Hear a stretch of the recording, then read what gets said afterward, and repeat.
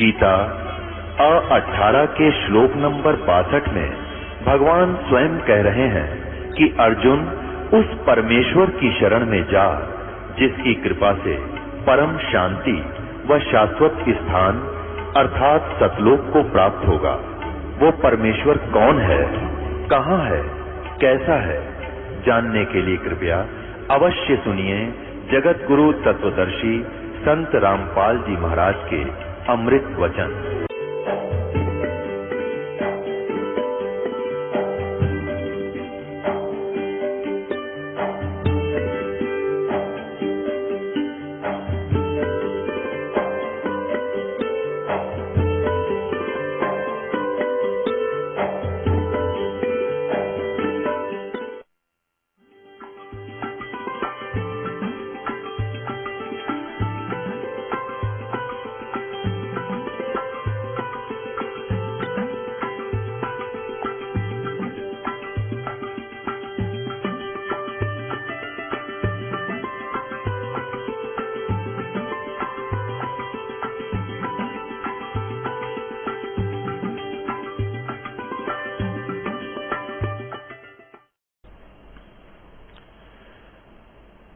तो परमात्मा कहते हैं, ये संसार समझदा नाही, कहंदा श्याम दोपहरे नो, गरीब दास ये वक्त जात है, रोवोगे इस पहरे नो। मत दे दी है बालम बैरे नो, मत दे दी है बालम बैरे नो। इस मन को ये तत्व ज्ञान सुना दो, कति सुनकर राजी नहीं। पता नहीं उस समय कहाँ कहाँ घूमने शुरू कर देता है, जो इधर की उधर की उसमें, और उस तत्व ज्ञान में 100 त्रुटियां निकाल कर उठकर चल पड़ता है। और उसको कोई बता दे कि ये साधना आप कर रहे, क्या साधना कर रहे हो, कि मैं सोमवार का व्रत रखता हूँ। उसको कह देना कि शुक्रवार का व्रत और शुरू कर दे, बड़ा लाभ होता, तुरंत शुरू कर देगा, तुरंत प्रारंभ कर देगा। कोई कह दे कि शनिवार का भी बहुत लाभदायक है, शनिवार का भी शुरू कर देगा। कोई उसको बता दे कि वहां एक तालाब में नहाने से और वहां एक जाटी का पेड़ है, उसका एक धागा बांधने से सर्व मनोकामना पूर्ण हो जाती, वहां तुरंत पहुंच जाएगा और पूछेगा कब जाएगा, मुझे साथ ले चलना। और यहां सत्संग के लिए कह दो किसी ने, जो कहेंगे वाह भाई वाह, तू अच्छा आया, क्या तेरा ही नारा सत्संग है, बिल्कुल सुनकर प्रसन्न नहीं। एक शास्त्र अनुकूल साधना को तो ये मानने को तैयार नहीं, क्योंकि इसने तो जीव को यहां फंसा के रखना है। केवल कबीर परमात्मा पूर्ण ब्रह्म सारी सृष्टि के रचनहार, उसकी शक्ति से, उसके रहम से हम तुच्छ बुद्धि जीवों को ये मार्ग मिल सकता है, और हम उसी की कृपा से इस पर आगे चल सकते हैं, नहीं तो काल एक कदम नहीं चलन दे। तो इसलिए परमात्मा कहते हैं, मत दे दी है बालम बैरे नु, मत दे दी है बालम बैरे नु। ये आत्मा रो रही है कि मैं इस मन के साथ बांध दी, ये बैरे के साथ। ये अच्छे काम ने, भक्ति मार्ग ने, परमात्मा के ज्ञान को तो सुनकर प्रसन्न नहीं, और एक संसारिक आदमी वैसे कह दे कोई कि वहां ऐसी पूजा कर लो, उसको तुरंत स्वीकार कर लेता है।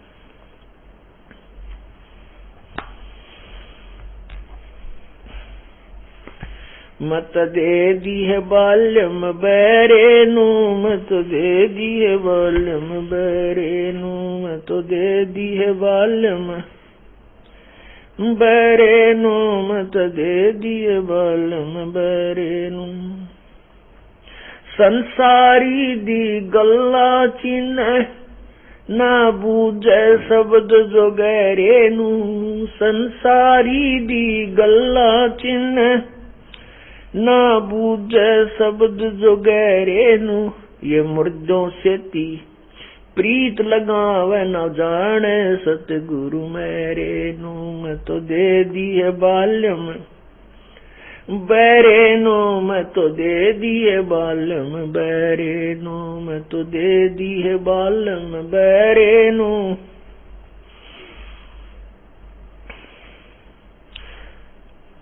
श्वेत छतर सिर मुकुट विराज, देखत न उस चेहरे नू।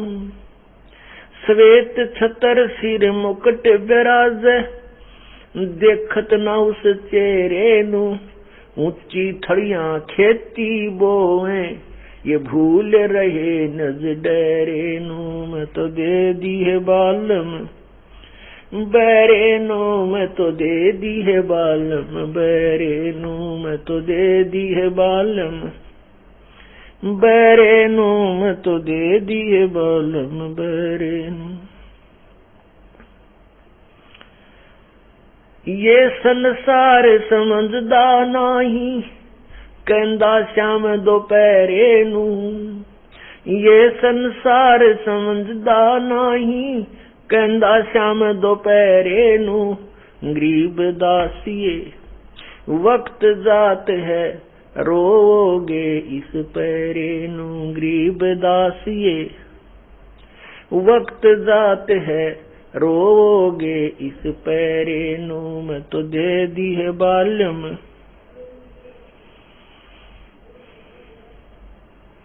ए नू, मैं तो दे दी है बाल्यम बैरे नू। मैं तो दे दी है बाल्यम बैरे नू। ये संसार समझदा नाही, कहंदा श्याम दोपहरे नू। ये संसार समझदा नाही, कहंदा श्याम दोपहरे नू। गरीब दासिए वक्त जात है, रोगे इस पैरे नू। गरीब दासिए वक्त जात है, रोगे इस पैरे नू। मैं तो दे दी है बाल्यम बैरे नू। मैं तो दे दी है बाल्यम बैरे नू।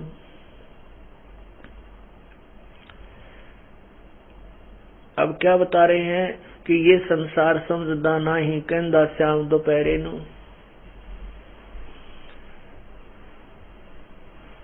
पुण्यात्माओं, यहाँ इतना सुख मान रहे हम।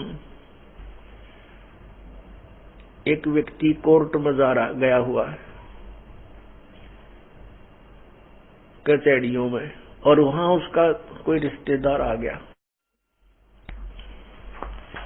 और जब वो रिलेटिव मिलते हैं, हाथ में हाथ हैंड शेक करते हैं और कहते हैं क्या हाल है। वो कहता ठीक ठाक, मौज हो रही है।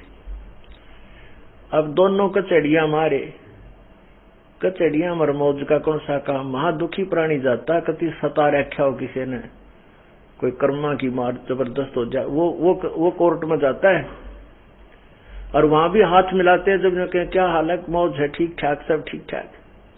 बस वह ठीक ठाक जीव पे है। बस हाथ हटते ही चिंता हो जाती है, पता नहीं गवाह आया कि नहीं आया, पता नहीं वकील साहब आज है कि नहीं है, पता है भगवान आज बिराना क्या होगा, आज डिसीजन की तारीख से। मतलब घिग्गी बंदी रहे हर वहां भी न मौज हो रही है। बंदी छोड़ कहते ये संसार समझदा नहीं, कहंदा श्याम दोपहरे नू। कचहरिया मर मौज का के मेल भाई। कति या तो किसी के द्वारा झूठा केस बनाकर सता रखा वो दुखी आत्मा, या कोई न कोई ऐसा कोई कर्म की मार वहां होती है। महादुखी प्राणी कोर्ट में या हॉस्पिटल में जाते हैं।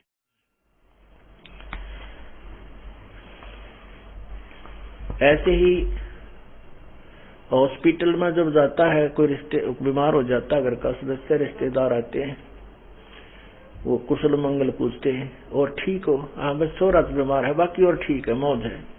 और लड़का बीमार मृत्यु से या पड़ा, फिर ठीक ठाक क्या हुआ। हमने आदत पड़ गई इस दोपहर को शाम कहने की, यानी बहुत ज्यादा दुख को भी हम ठीक ठाक में ही गिन लेते हैं। तो इसलिए परमात्मा कहते हैं भाई तंदर सुखिया कोई ना देखा, जो देखा सो दुखिया हो। और जो उदय अस्त की बात करे मैंने सबका किया विवेका हो।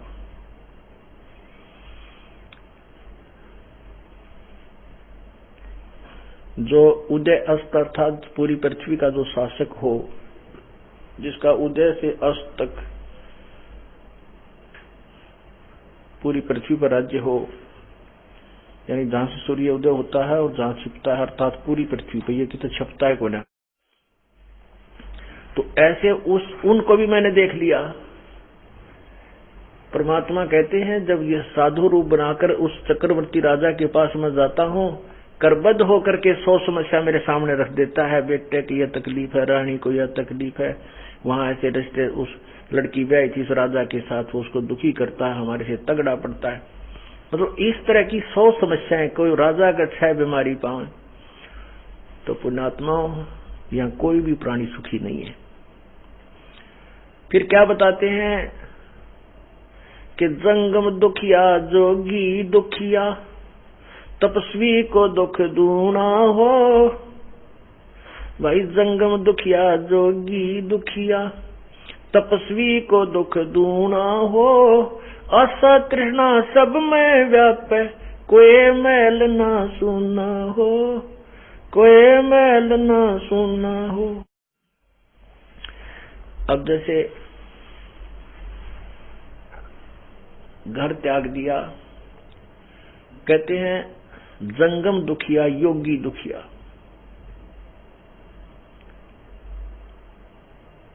और तपस्वी को दुख दूना हो। तपस्वी को दुख दूना क्यों बताया? कि वो तप करता है जो पूरे जीवन में बहुत शरीर को कष्ट देता है, उस तप के प्रतिफल में वो राजा बनता है। और राजा जितना दुखी प्राणी इस पृथ्वी पर कोई नहीं हो सकता, ये सत्कर मान लेना। क्योंकि हमारी एक ऐसी उल्टी पट्टी पढ़ा रखी है हमारे को, काल ने ऐसे उल्टे हरे चश्मे ला रखे हमारे। हरे चश्मे जेठ में भी जो है ना, वो छाया सी नजर आती है हमारे को, और पैर न्यू के न्यू जल रहे। हमने राजा कति सुखी दिखाई देता, सभी राज्य प्राप्ति के लिए पांव पीटे, हाथ पैर मारते हैं। लेकिन परमात्मा कहते हैं भूल कभी इस मुसीबत न मोल मत लियो, भक्ति करनी है तो। और ठीक है, यही इस काल के जाल में अपना कबड्डी खेलनी है तो फिर कुछ बनो और कुछ करो। राजा जितना दुखी नहीं, एक छोटे से परिवार का मुखिया पिता अपने परिवार की व्यवस्था में दिन रात नहीं पड़ता, चैन नहीं आती उसको। वो तो एक छोटे से परिवार के कुछ 8-10 सदस्यों का ही स्वामी है, और राजा तो एक बहुत बड़े क्षेत्र का स्वामी होता है। उसको चैन सुख सपने में भी नहीं है। वो तो हमने दिखा आगा पाछे उसके गाड़ियां चलती लाल बत्ती की राग है, और बाजते दिखे, पर उसको एक पल भी चिंता नहीं, एक पल भी चैन नहीं है। तो यहाँ हम राजा को सुप्रीम मानते हैं, और वो महादुखी, तो बाकी कौन सुखी? कभी नहीं। कहते हैं जंगम दुखिया योगी दुखिया, तपस्वी को दुख दूना हो। अब जैसे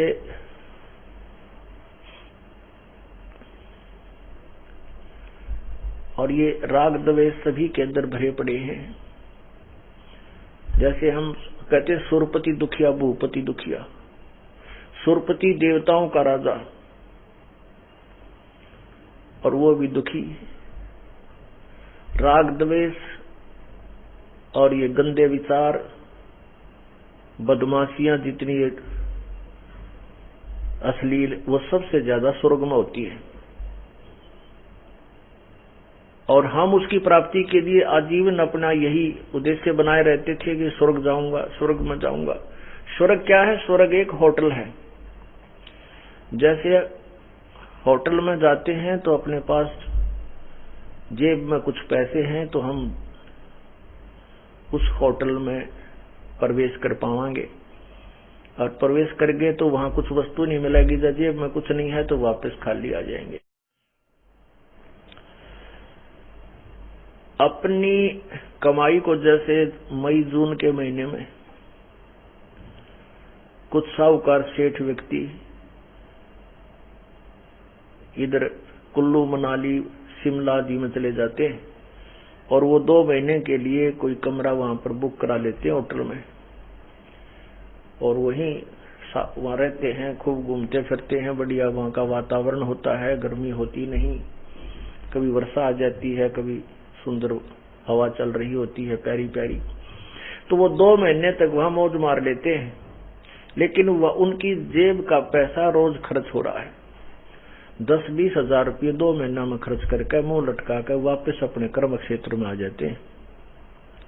इसी प्रकार जो यहाँ भक्ति आदि करते थे, जो अन्य साधना जो पूर्ण परमात्मा के तत्व ज्ञान के आधार से नहीं करते थे, परम संत के आधार से, तो वो साधना ऐसी सी जैसे स्वर्ग गया, यहाँ कमाई की कर्म क्षेत्र में और स्वर्ग रूपी होटल में चले गए, वहां अपनी कमाई को फिनिश करके समाप्त करके और जेब खाली करवा के पुण्यों को अक्षीण करवा के करके वापस मुंह लटका के या कर्मों के आधार पर पाप कर्मों से नरक जाते।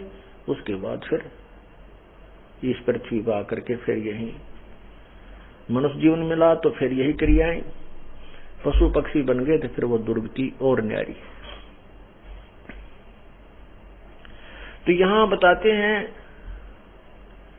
कि सुरपति दुखिया भूपति दुखिया, देवताओं का राजा इंद्र भी दुखी,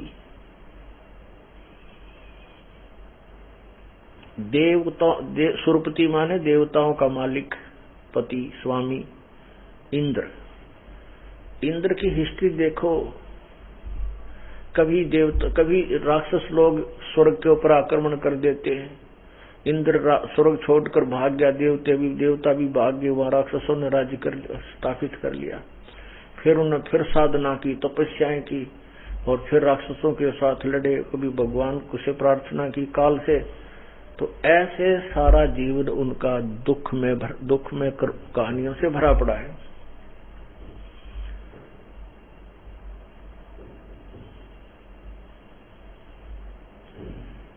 और जिनको हम ऋषि महर्षि समझते थे वो सब काल के अधीन थे। परमात्मा कहते हैं सुर नर मुनि जन 33 करोड़ी बंदे सभी निरंजन डोरी। ये 33 करोड़ देवता 88,000 ऋषि, ये भी काल की ही डोर से बंधे हुए हैं, ये पार नहीं, यहीं पर अपना कर्म बिगाड़ रहे हैं और यहीं दुख पा रहे हैं। राग द्वेष इन ऋषियों में देवताओं में और अत्यधिक है और इनके पास सिद्धि शक्तियां भी होती हैं जिनसे भी ये खूब दुरुपयोग करते हैं। अब यहाँ सुख दुख कैसे हैं इनके अंदर राग द्वेष, जैसे हम विश्वामित्र और वशिष्ठ ऋषि जी को, वशिष्ठ को बहुत अच्छे ऋषियों में गिनते हैं। एक बार कहते हैं एक राजा था, उस राजा ने एक यज्ञ करना चाहा और उसमें वशिष्ठ जी को अपना यानी होता बनाया। होता बनाना चाहते थे कि आप मेरा ये अनुष्ठान करो।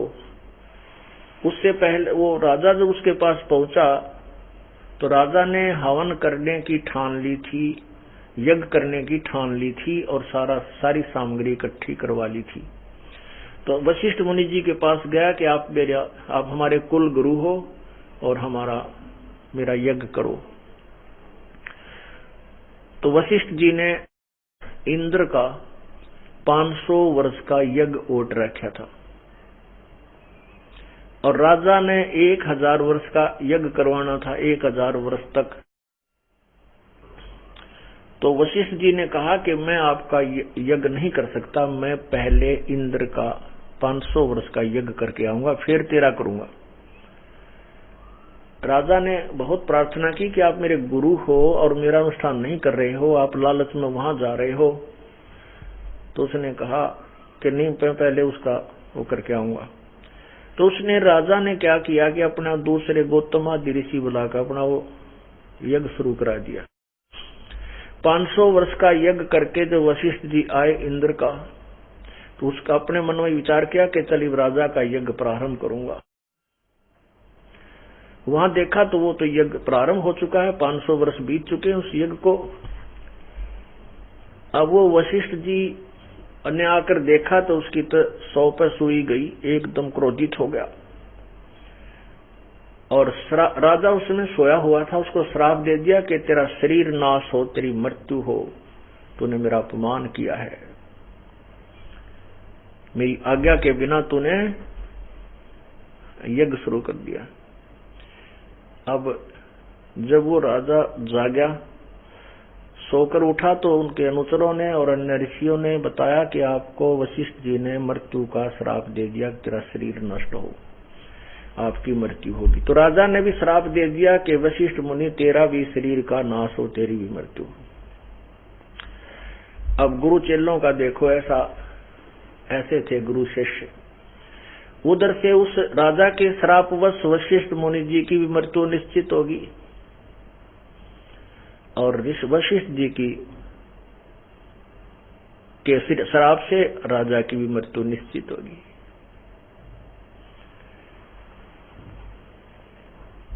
अब वशिष्ठ जी गए अपने पिता ब्रह्मा के पास। ब्रह्मा से कहा, पिताजी मैं ऐसे ऐसे, राजा ने मुझे श्राप दे दिया, मेरी मृत्यु होगी, मेरी रक्षा करो। अब घी बंदगी। तो ब्रह्मा जी ने कहा कि ये शरीर तो तेरा नष्ट होगा ही होगा। आप ऐसे ऐसे, वो दो मित्रावर्ण नाम के दो ऋषि हैं, आप उनके शरीर में सूक्ष्म शरीर, मृत्यु होते ही आपका सूक्ष्म शरीर हो जाता है और उनके में से किसी एक के शरीर में तुम जाकर बैठ जा, उनके शुक्र में। तो वो ऐसे ही हुआ। मित्रा वरुण ये दो ऋषि थे, एक ही आश्रम में एक ही उसमें रहते थे। वहां एक अप्सरा आ गई। उस अप्सरा को देखकर उन दोनों के मन में दोष आ गया और उसके साथ वो विलास करने की कहने लगे। इतना कह ही रहे थे, उस लड़की के आव भाव से वो इतने कंडम हो गए कि उनका शुक्रपात हो गया और उन्होंने एक मटके में शुक्रपात कर दिया। उससे कहते हैं फिर दोबारा वशिष्ठ जी का शरीर हुआ, एक अगस्त ऋषि का शरीर हुआ एक से। कहने का भाव ये है कि ये ऐसे ऐसे ऋषि, ये इनकी सबकी न्यू ब्रांड माटी हो रही, हम न दिखे बड़े महापुरुष, इनके अंदर भक्ति का अंश नहीं। क्रोध नो के नो, वासना ज्यों की तो भरी परिपूर्ण रहती है। ये तो पूर्ण परमात्मा के ज्ञान से, सुमरण भक्ति से ही ये हमारे विकार नॉर्मलाइज होंगे, जो सत साधना आपको प्राप्त होगी। साथ में कबीर परमात्मा मन का जो अंकुश रखता है, उस परमात्मा के सामने ये काल, ये मन है जो ये काल है, काल का अंश है, ये काल परमात्मा से ही हचकता है और किसी से नहीं।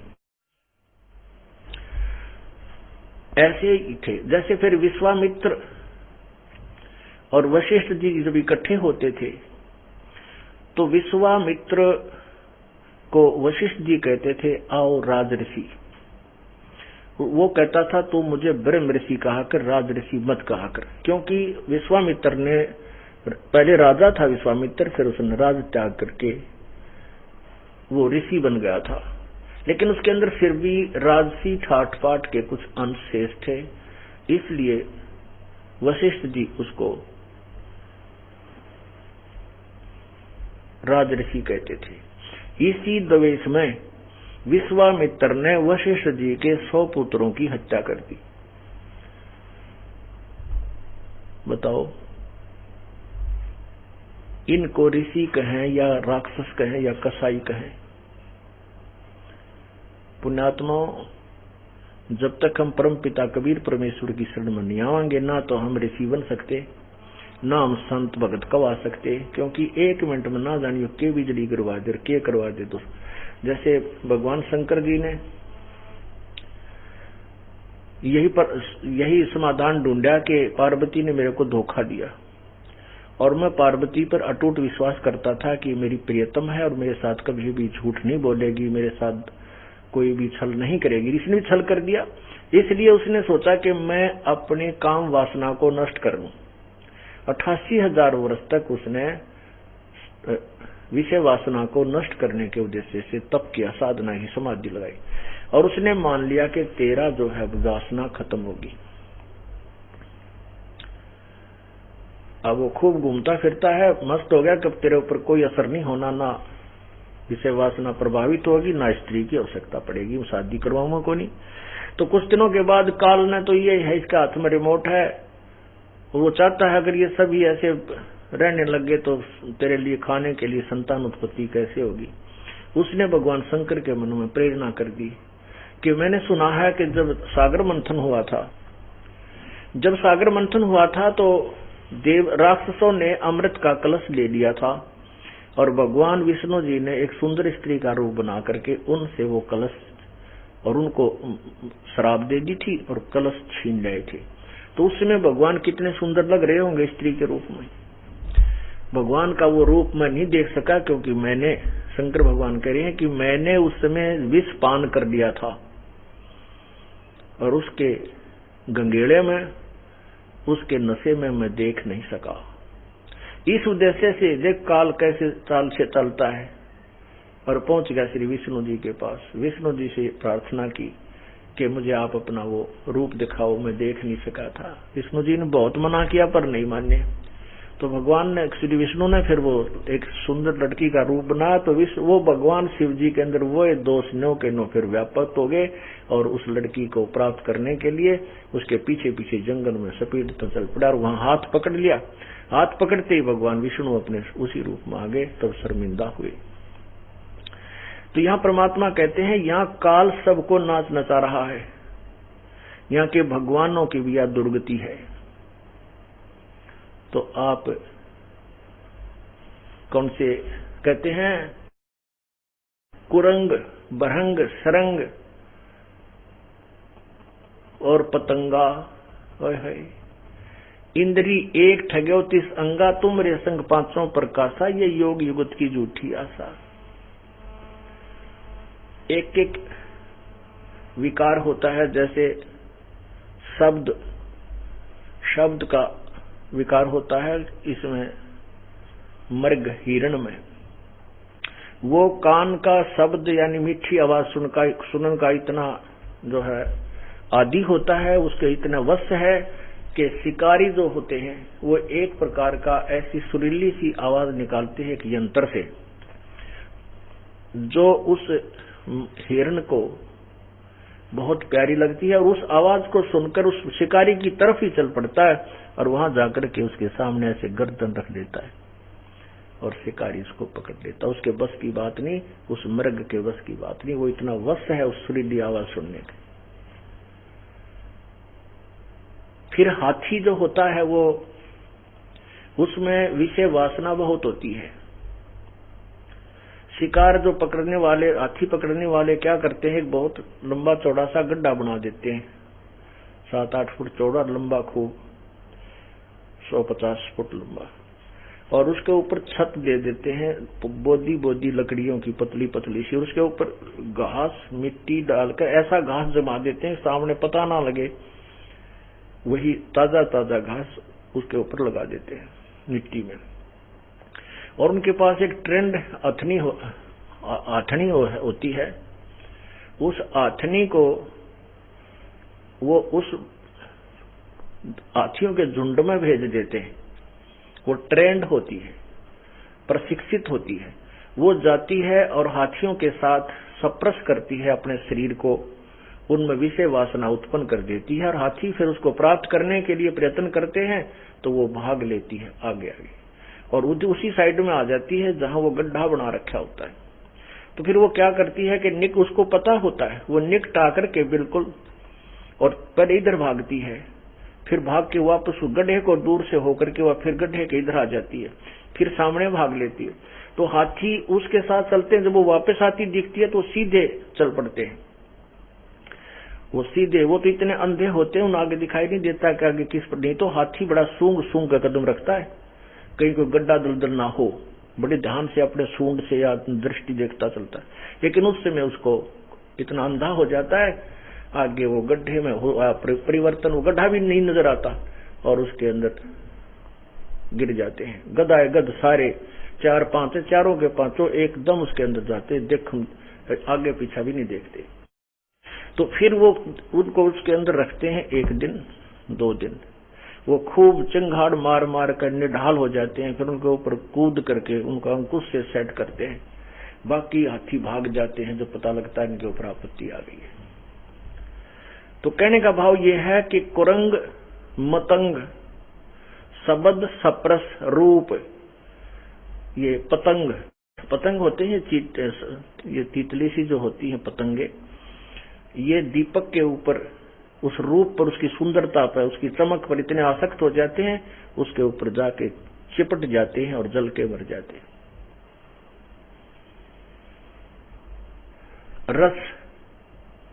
रस ये जीभ का स्वाद मछली में।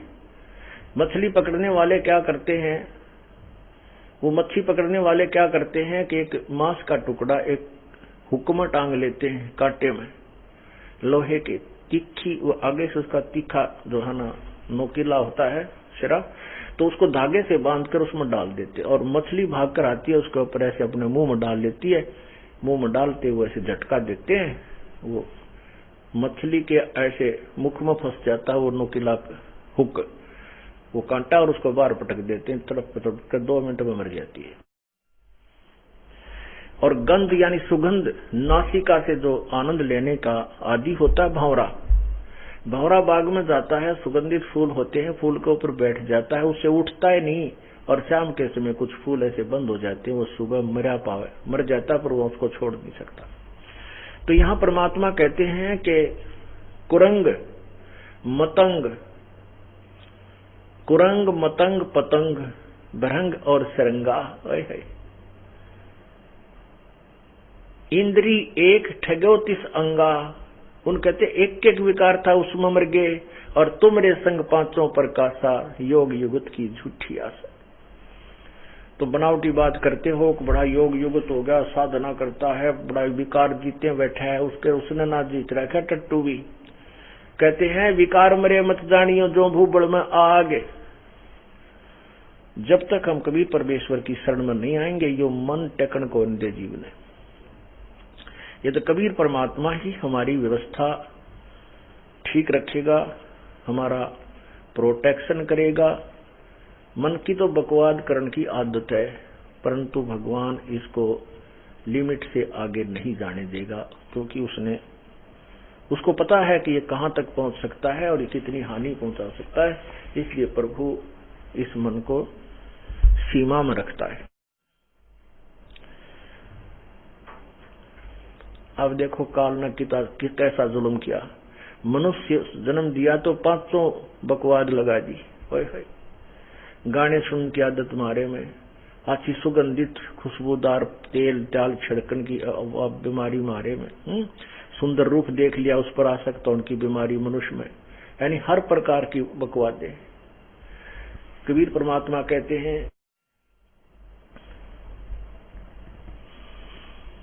कबीर कुत्ता 30 दिन रुत पे रहे उजासे, कामी नरकुता सही ये 6 ऋतु 12 मासे। परमात्मा ने मनुष्य को कुत्ते से भी बदतर जीव बताया है।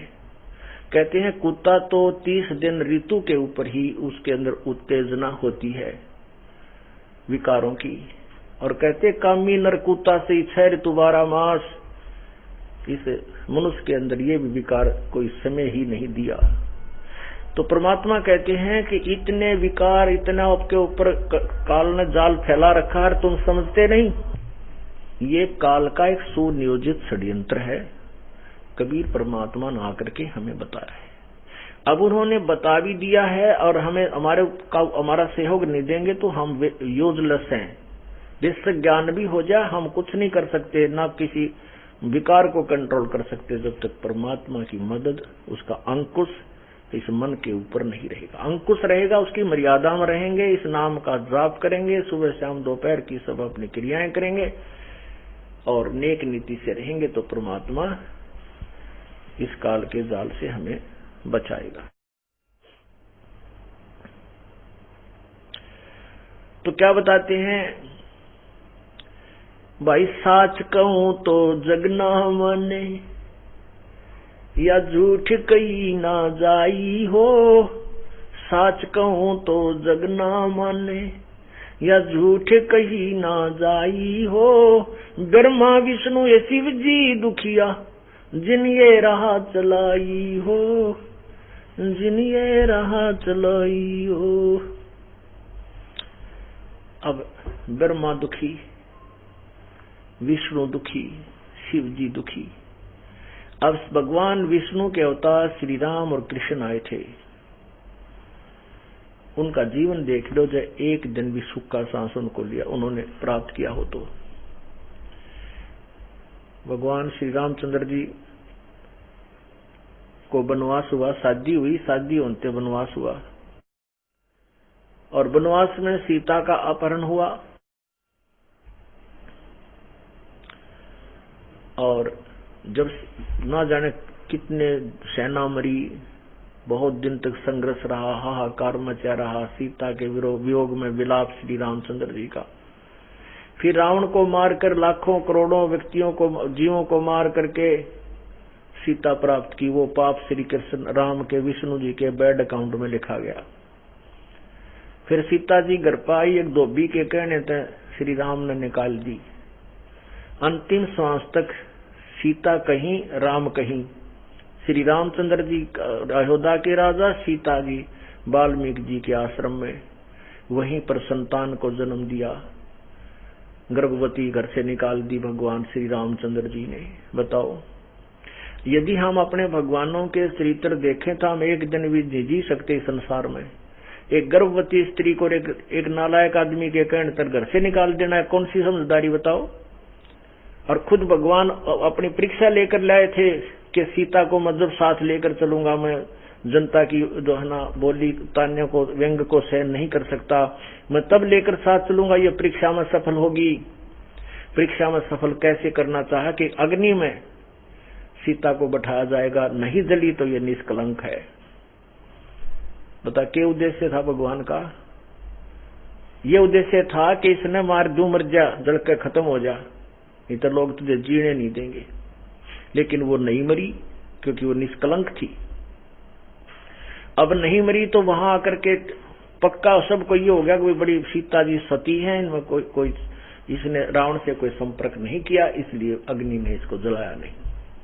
भगवान भी प्रसन्न हुए। और घर आकर के एक दो वर्ष के बाद किसी व्यक्ति ने कह दिया अपनी पत्नी को, घर से एक धोबी की पत्नी एक दो दिन घर से बाहर रहेगी, लड़ाई झगड़ा हो गया और रूठ कर चली गई कि तो अपने रिश्तेदारों में, फिर वापस आ गई। वो उसको कूट रहा रात्रि में कि निकल जा घर से, मैं राजा दशरथ का लड़का जो ना रामचंद्र की नहीं हूं कि जो 12 वर्ष तक रावण के पास रही, सीता को स्वीकार कर लिया, मैं तुझे नहीं अपने घर में रहने दूंगा, तू उल्टा है, तू बता रात को कहाँ रही, 2 रात। वो कह रही मैं अपनी रिश्तेदारी में गई थी, वहां पता कर लो। तो रामचंद्र जी गुप्त भेष बना करके अपने अयोध्या नगरी में घूम रहे थे। उन्होंने ये वार्ता सुन ली और अगले दिन अपनी पत्नी को उस धोबी की वार्ता सुनकर निकाल दिया घर से। बताया क्या बात हुई भाई। और फिर क्या हुआ कि अंतिम सांस तक सीता कहीं और वो कहीं, दोनों का मिलन नहीं हुआ। तो जिस व्यक्ति का परिवार कहीं पर हो और स्वयं चाहे वो सारी पृथ्वी का राजा बन जाए, उसको एक पल भी चैन नहीं, वो सुखी नहीं। फिर श्री कृष्ण जी का जीवन देखो, जेल में जन्म हुआ, मामा शत्रु हो गया, कभी जरासिंह मारने जा रहा है, कभी कोई, कभी पूतना, कभी केसी राक्षस, कभी चाणोर, और कभी काल्यावन चढ़ाई कर रहा है। मथुरा भी छोड़ करके भगवान समुद्र में पहुंच गए। मथुरा से कई हजारों किलोमीटर दूर, कि यहां ना कोई आवेगा ना कोई हमसे झगड़ा करेगा। द्वारिका का अर्थ होता एक द्वार वाली नगरी। उस समुद्र के टापू पर जाकर के शेष जीवन वहां जिया। और वहां पर भी अंत में क्या हुआ कि दुर्वासा के श्राप से पूरा यादव कुल नाश हो गया। श्री कृष्ण जी के भी पैर में तीर मारा, जहर से बुझा हुआ। किसने? एक जब रामचंद्र के रूप में विष्णु जी अवतरित थे, उन्होंने सुग्रीव के भाई बाली को मारा था धोखा देकर, एक वृक्ष की ओट लेकर के। अब उस बाली को धोखे से मारा हुआ टिट फॉर टैट, यानी अदले का बदला देना पड़ा। वही बाली वाली आत्मा तो शिकारी बना और वो रामचंद्र वाली आत्मा श्री कृष्ण था। उस बाली ने उसके पांव में तीर मारा उस शिकारी ने और भगवान श्री कृष्ण की हत्या हुई, मृत्यु हुई। तो परमात्मा कहते हैं मैं सच कहूं तो जग ना माने कि ब्रह्मा विष्णु महेश अमर नहीं है, ब्रह्मा विष्णु महेश ये यहाँ के जो ना आपको मोक्ष नहीं दे सकते, ये पूर्ण शक्ति नहीं है। कहती ये कहूं तो यू जग सिर फोड़े और झूठ में कह नहीं सकता। सच कहूं तो जग ना माने, झूठ कही ना जाई हो। ये ब्रह्मा विष्णु शिव जी दुखिया जिन ये राह चलाई हो, जिन ये राह चलाई हो।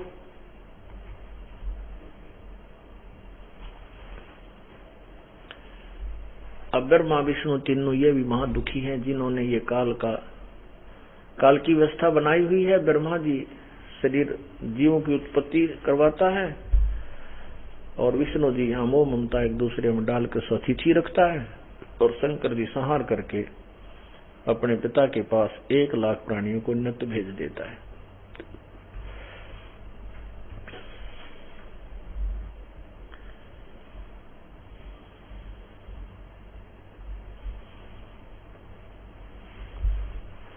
तो परमात्मा कहते हैं कि इसको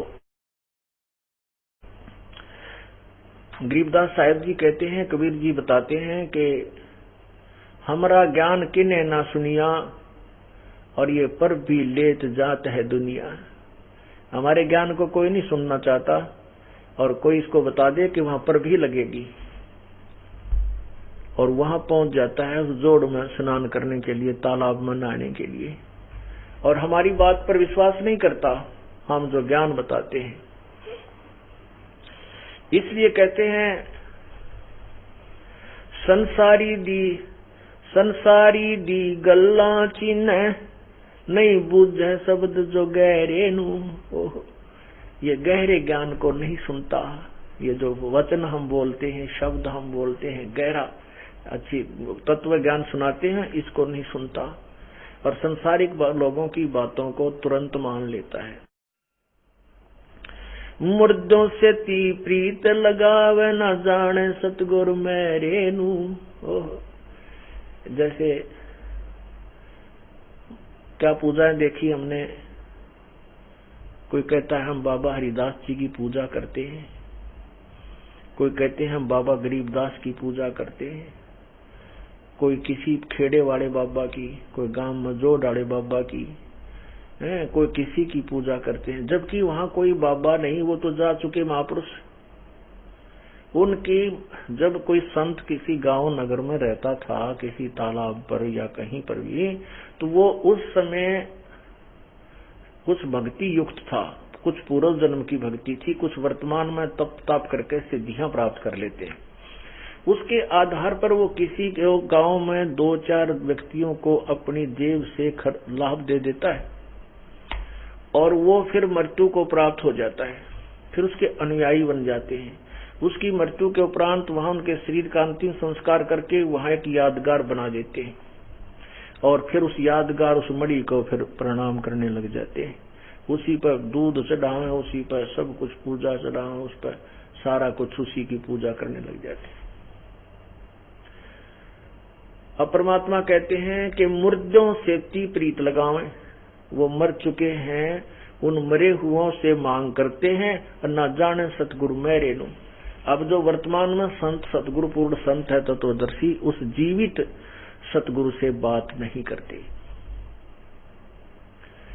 पुण्यात्माओं जो हम पूजाएं करते थे, ईब हंसी आवा, शर्म सी आवा में क्या पूजा करते थे। जैसे हम बाबा श्याम जी की पूजा करते थे और एक यहाँ पर दोरड गांव है जुलाने के पास, उस दोरड गांव में हमारी पूजा थी और हम जाने लगे उस समय। अब तो वहां कुछ बड़ा बना दिया वो मंदिर को, जनसंख्या बढ़ती जा रही है, परंपरागत वहां डले ढोंड बहुत गणे जाते हैं। तो उस समय क्या था, जब ये दास जाया करता था, 4वीं 5वीं 6वीं में पढ़ते थे, तो वहां क्या था कि एक 1.5 2 फुट की तो 4 दीवारी थी, और वो मेरे ख्याल में 300 फुट का एक प्लॉट था जोड़ के ऊपर, और उसके बीच में एक मेरे ख्याल में 4 फुट ऊंचा, मतलब टोटली उसकी ऊपरली टॉप भी 5 फुट की होगी गणित गणी, और नीचे उसमें इतना था कि 2.5 फुट की अंदर सा गुम्बद सा, और उसका 2 फुट का गेट, ना उसका दरवाजा। और वहां जाते थे, कोई गुड़ चढ़ा देता, कोई दाने डाल देता, एक जोत ले जाते आली सूखी करके वह ला देते कि तो लाते लाते वह बुझ लेती। एक बार हमारे साथ क्या हुआ कि हम धोखा लग गया, 2 द्वादश बना दी, द्वादशी की पूजा थी, और हमने वो पूजा करके फिर स्कूल में आना था, तो जल्दी चले गए तो वहां कोई नहीं, और हम पहुंचे उस देवता के द्वार पे, उसमें कुत्ता बैठा है, पहले उन्होंने घर देकर हमारी तरफ, हम डर गए, उल्टे हो गए, फिर वो हमारे डर है, वो निकल के भाग गया, हम उन्हें पूजा करके आ गए, और तेरा गजब हुई, उसको वहां बैठा कुत्ता देवता। तो ऐसी पूजाएं हम करते थे। कहते संसारी दी गल्ला चीने, नहीं बूझे शब्द जुगैरे नू, ये मर्दों से ती प्रीत लगावे, न जाने सतगुरु मेरे नू। अब जैसे किसी गांव में कोई वैद्य रहता हो, डॉक्टर, और अच्छा वैद्य है, दवाई देता है, रोग नाश कर देता है, सुप्रसिद्ध हो गया, और फिर उसकी मृत्यु हो जाती है। मृत्यु को उपरांत उसका अंतिम संस्कार करके वहां कोई यादगार बना दी जाए, और फिर वो रोगी वहां जाएं और उस डॉक्टर से अर्ज करें, उस मरे हुए उस मंडी का ऊपर, कि मेरा रोग काट दो, मेरी बीमारी दूर कर दो। क्या वो मरा हुआ वैद्य दवाई बता देगा? कभी नहीं। वैसा ही वैद्य ढूंढना पड़ेगा जो जीवित हो और सब रोग के लक्षण देखकर बताओ और आपको दवाई देकर आपको स्वस्थ कर सके। ऐसे ही जो संत चले गए, जितने भी सतर के उनके पास कोई शक्ति भक्ति थी, वो तो चले गए, वहां है नहीं। वैसे ही संत, यानी कोई संत ढूंढना होगा जो आपके इस जन्म मरण के रोग को नष्ट कर सके। और हमारे सबसे ज्यादा रोग इस जन्म मृत्यु का ही है।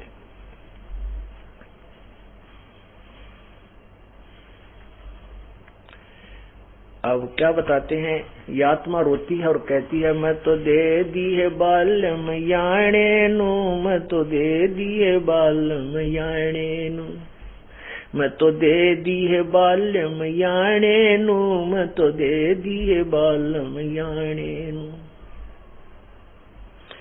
गीता और भागवत पढ़े नहीं बूझे शब्द ठिकाने नु, गीता और भागवत पढ़े ना बूझे शब्द ठिकाने नु, मन मथुरा दिल द्वारका नगरी कहा करे बरसाने नु, मैं तो दे दी है बालम याने नु, मैं तो दे दी है बालम याने नु।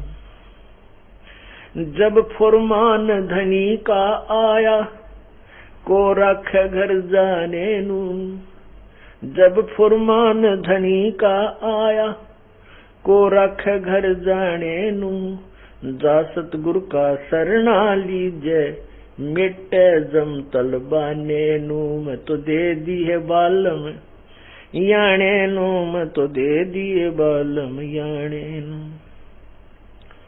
मैं तो दे दी है बालम याने नु, मैं तो दे दी है बालम याने नु। गीता और भागवत पढ़े नहीं बूझे शब्द ठिकाने नु, गीता और भागवत पढ़े नहीं बूझे शब्द ठिकाने नु, मैं तो दे दी है बालम याने नु, मैं तो दे दी है बालम याने नु। उत्तर दक्षिण पूर्व पश्चिम ये फिरता दाने दाने नु, उत्तर दक्षिण पूर्व पश्चिम ये फिरता दाने दाने नु, ये सर्व कला सतगुरु साहिब की हरि आए हरियाणे नू मैं तो दे दिए बालम याने नू मैं तो दे दिए बालम याने नू मैं तो दे दिए बालम। जम किंकर का राज कठिन है नहीं छोड़ राजा राणे नू। जम किंकर का राज कठिन है नहीं छोड़ राजा राणे नू। या दुनिया दा जीवन झूठा ये भूल गए मर जाने नू मैं तो दे दिए बालम याने नू मैं तो दे दिए बालम याने नू। शील संतोष विवेक विचारो ये दूर करो जुल्माने नू। शील संतोष विवेक विचारो दूर करो जुल्माने नू। ज्ञान दरा से ध्यान की तुरिया कोई जाने पान रिसाने नू मैं तो दे दिए बालम याने नू मैं तो दे दिए बालम याने नू मैं तो दे दिए बालम याने नू मैं तो। महल कपट सतगुरु ने खोले अमी महार सिखाने नू। महल कपट सतगुरु ने खोले अमी महार सिखाने नू। गरीब दास सुन भंवर उड़ावे गगन मंडल रम जाने नू मैं तो दे दिए बालम याने नू मैं तो दे दिए बालम याने नू मैं तो दे दिए बालम। महल कपट सतगुरु ने खोले अमी महार सिखाने नू। महल कपट सतगुरु ने खोले अमी महार सिखाने नू। गरीब दास सुन भंवर उड़ावे गरीब दास सुन भंवर उड़ावे गगन मंडल रम जाने नू मैं तो दे दिए बालम याने नू मैं तो दे दिए बालम याने नू। अब क्या बता रहे हैं कि आत्मा भगवान से शिकायत कर रही है कि भगवान मैं तो इस मन अनजान के साथ बांध दी। ये काल ये मन मेरा हमारा नकली पति बन बैठा और इस नकली ने सारे नकली काम अच्छे लगते हैं ओरिजिनल काम से दूर भागता है। तो क्या बताते हैं गीता और भागवत पढ़े ना बूझे शब्द ठिकाने नू। कहते गीता भी पढ़ते हैं ये भागवत पुराण भी पढ़ते हैं भागवत देवी पुराण भी पढ़ रहे हैं लेकिन ना बुद्ध शब्द ठिकाने नू। जैसे गीता जी अध्याय नंबर 25 से लेकर 34 तक स्पष्ट किया है कि कोई तो साधना ऐसी करता है कोई ऐसे करता है कोई देवताओं की पूजा करता है कोई योग को से ही अपना संतुष्ट है कोई हवन करता है कोई प्राणायाम आदि करके ही अपनी मोक्ष मानता है। ये सभी क्रियाओं को पाप नाशक मानते हैं जानकर कर रहे हैं। लेकिन परमात्मा के द्वारा गीता जी अध्याय नंबर 4 के श्लोक 32 में स्पष्ट किया है कि उस परमात्मा ने जो अपने मुख्य संपूर्ण परमात्मा ने सच्चिदानंद परमात्मा ने अपने मुख कमल से जो अपना मुख्य ज्ञान यानी तत्व ज्ञान में जो वर्णन किया है उसमें बहुत विस्तार से दिया है कि ये ना करने की ये इनसे कोई लाभ नहीं होने का। और उस ज्ञान को तू तत्वदर्शी ऋषियों के संतों के पास जाकर सुन और उनसे अपना मोक्ष प्राप्ति का मार्ग पूछ। तो कहते हैं गीता जी पढ़ते हैं पर इस श्लोक के ऊपर ध्यान नहीं देते। उस ना बुद्ध शब्द ठिकाने नो उस वास्तविक मार्ग को उस ज्ञान को उस मंत्र को नहीं टटोलते ना बूझते ढूंढते नहीं कि ये कहां से ये गीता में जो ज्ञान दिया है कि उस संत को खोज करो। इससे सिद्ध हुआ कि गीता जी का ज्ञान इनकम्प्लीट है इसे मोक्ष हो ही नहीं सकता और फिर भी इसी के ऊपर चिपके रहे हम।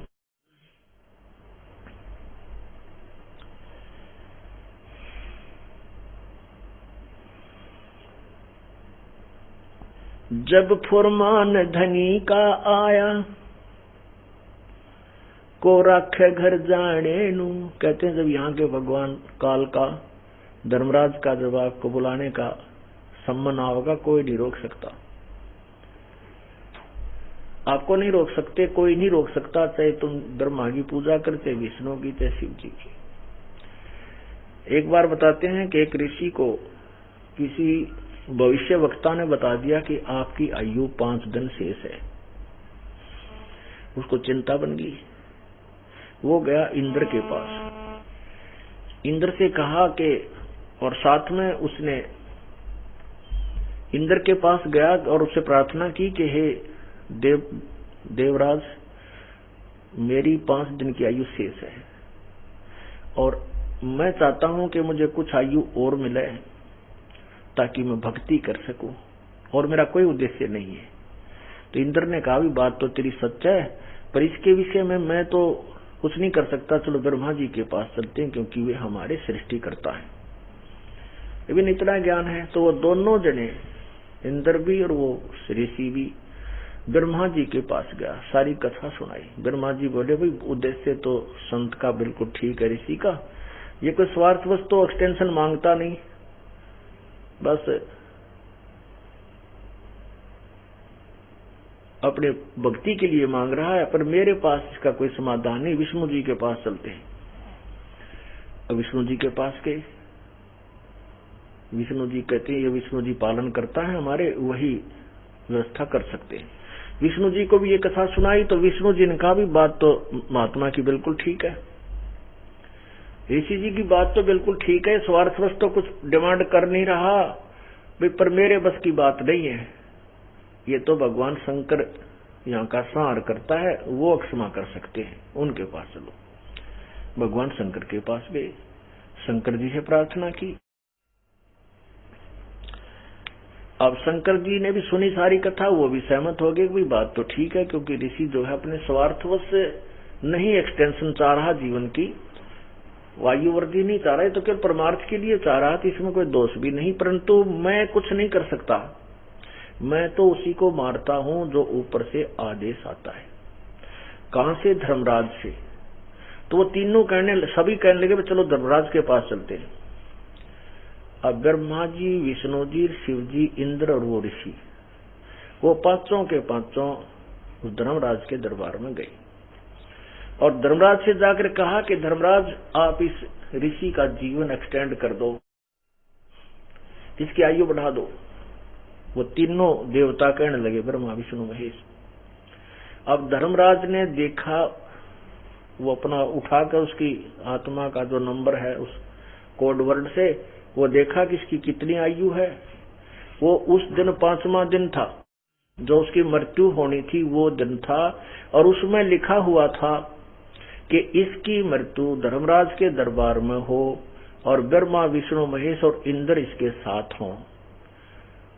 उस धर्मराज ने तो मौका मिल गया, देख बड़ा बड़ा मार पा गया, वो उसी टाइम में मर गया, तो मारना ही था, समय अंत था उसका, वो मर गया। अब विष्णु जी ने सुदर्शन चक्र पहना लिया और शंकर जी ने त्रिशूल काट लिया। कहने लगा, तूने हमारी आय की जो है ना इज्जत नहीं रखी, इतना भी समय नहीं दिया कि हम आपसे प्रार्थना ही कर रहे थे, इतने में तूने इसको मार डाला। धर्मराज बोला, देवताओं मेरी बात सुनो, ये भगवान की बई है, मेरे तरफ का लेख नहीं, इसमें ऑटोमेटिक सबका लिखा जाता है, मैं उसी के अनुसार। मन क्या चिंता हो रही थी कि तुम 5वां ने क्यों कर इकट्ठा करो, मेरे दरबार में तुम आप पाएंगे भलाओ तुम्हारा। मैं तो इस चिंता में था कि तुम 5वां ने कैसे इकट्ठे करूं मेरे यहाँ, और जब इसने मारूं। मैं नहीं कि कुछ करता, ये जैसा भी लिखा है ये देख लो, उनको पढ़ के सुना दिया कि इसकी मृत्यु धर्मराज के दरबार में हो और ब्रह्मा विष्णु महेश और इंद्र इनके साथ खड़े हो। ये देख लो, भगवान का लेख है, और यदि इसकी उम्र बढ़वानी है तो तुम दे दो, कोई सा बढ़वा लो। दोनों तीनों पाछे सरके ने हम क्यों दे, अपनी जान सबको प्यारी लगती है। तो क्या बताते हैं, जब फुरमान धनी का आया को रखे घर जाने नू, और जा सतगुर की मैं बलिहारी जो मेटे जम तल बाणे नू, मैं तो दे दी है बालम याणे नू, मैं तो दे दी है बालम याणे नू। कहते मैं तो सतगुरु के ऊपर बलिहारी हूँ, जिस काल के इस संबंध ने काट दे, खत्म कर दे, भाग जाए यहाँ से।